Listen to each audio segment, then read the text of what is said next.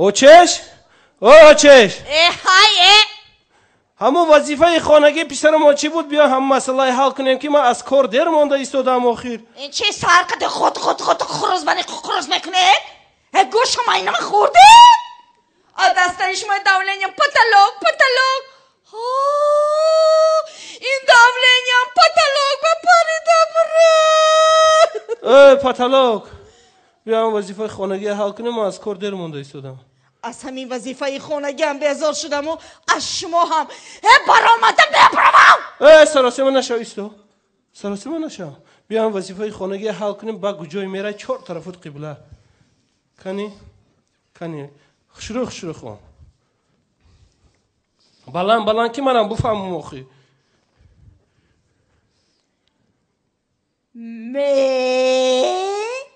می کلون. مسئله چی خیلی مسئله بسواد من بسواد و شما بسواد مسئله 8 بالا 8 پایان خوش 8 اول 8 آخر 8 بین 8 مسئله 2 تا 8 88 میشه و بسواد 45 تا 8 خوندی. خدا با شکر ما هم خواندگی ها معلومه. مسئله 88 2 تا 8 نقطه. خوش دوامش در یک خانچه 3 تا چمچه همه بهار شده از گفته تریزه کشویان هر سیش پریده برفته سی یک تاش بر ببر نقطه. این کتاب هم خونده نمیتونی. در یک خانچه 3 تا چمچه هر سیش پریده رفت یک تاش برگشت چند تاش پریده رفت 2 تاش پریده رفت. ما خاک بالای نمیدانی شما فهمیدید می؟ خودتون که کلوخ انم بچه‌تونم کلوخ خودتون باری فهمیدید؟ دادا جانا که تا دیپلم خریدگی کورسی خریدگی از ما پرسید که شما سواد دارید یا نه؟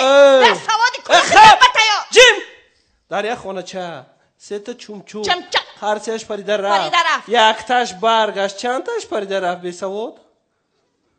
من بی سواد شما با سواد بی سواد شما کلوخ انا بچه‌تونم خودتون باری کلوخ انا فقط دیپلم خریدم ایتر ها نمیفارم میگم خب منم مثلا منم خودت 3 بار شوهر کردی وحرمسیو این گپا کی گفته باشد ها؟ هر سیش بر اومده رفت یک تاش برگشت و چند تاش بر اومده رفت. دادا جانکش پیش از شما یا پس از شما؟ پیش از شما 3 تا زکونی پس از شما 3 تا نیزکونی دادا جانکش. چی گفتی؟ شوخیت سر تخورت قریب دیلم قفیده رفته بوده.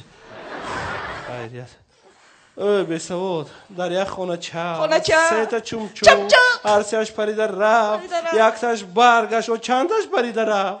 دادا جونکش از و شوهرهای من یگان تاش بخره شما برنگشت. دادا جونکش چی گفتی؟